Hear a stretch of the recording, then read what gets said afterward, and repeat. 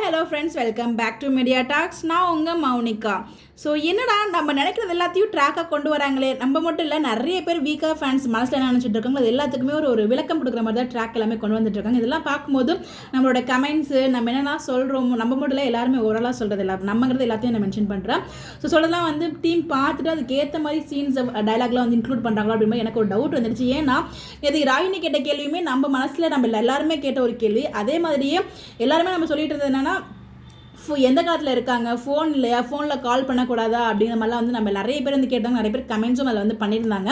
அதுக்கேற்றவரை எனக்கு வந்து விளக்கம் கொடுத்தாங்க. ஸோ எல்லா நம்ம விஜய் வந்து பார்த்தீங்கன்னா கால் ட்ரை பண்ணியிருக்காங்க, மெசேஜும் பண்ணுறாங்க, மெசேஜ்லாம் பார்க்குறாங்க, பட் ஆனால் ரிப்ளை இல்லை, கால்ஸும் எடுக்க மாட்டுறாங்க. இங்கே தானே இருக்க வந்து என்னை வந்து பார்த்து பேசினால அப்படிங்கிற மாதிரி நம்மளோட மனக்கேள்விகள் எல்லாத்துக்கும் அங்கே ஒரு விளக்கம் சொன்ன மாதிரி இருந்துச்சு. ஸோ இந்த மாதிரி நிறைய ட்ராக் வந்து நம்ம கேட்குற கேள்விகளுக்குலாம் அங்கே அவங்களோட டைலாக் மூலிமா நம்மளுக்கு ரிப்ளை கொடுக்குற மாதிரி நிறைய சீன்ஸ் நான் பார்த்துருக்கேன். அதெல்லாம் பார்க்கும்போது தான் டவுட் இருக்கு, ஒருவேளை எம்என் டீம் நம்மளோட கேள்விகள் நம்மளோட கமெண்ட்ஸ் எல்லாத்தையும் பார்க்குறாங்களோ, நமக்கு ஏற்ற மாதிரி கொஞ்சம் மாடிஃபிகேஷன் பண்ணுறாங்களோ அப்படின்னு எனக்கு ஒரு டவுட் இருந்துச்சு.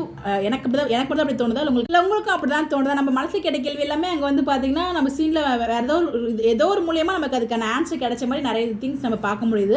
அது மட்டும் இல்லாமல் இன்றைக்கி எபிசோடில் தாத்த டைலாக் உண்மையிலே வந்து ஒரு பெரிய ஹேட்ஸ் ஆஃப், ரொம்ப நல்லா இருந்துச்சு அவரோட டைலாக்ஸ் எல்லாமே. ஒரு 8 மினிட்ஸ் அவங்களோட பாண்டிங் வந்து காமிச்சிருந்தாங்க. அது அவ்வளோ அழகாக அவ்வளோ சூப்பராக இருந்துச்சு அந்த பாண்டிங் பார்க்குறதுக்கு. அந்த அழகு ரசனாக இருக்கட்டும், அவங்களுக்கு புத்துமதி சொல்கிறதா இருக்கட்டும், எல்லாமே ரொம்ப நல்லா இருந்துச்சு. நான் எனக்கு ரொம்பவே பிடிச்சிருந்துச்சு. ஸோ நீங்கள் எபிசோட் பார்த்தீங்கன்னா நீங்கள் என்ன ஃபீல் பண்ணீங்கன்னு சொல்லி மறக்காமல் கமெண்ட்டில் ஷேர் பண்ணுங்கள். Bye bye.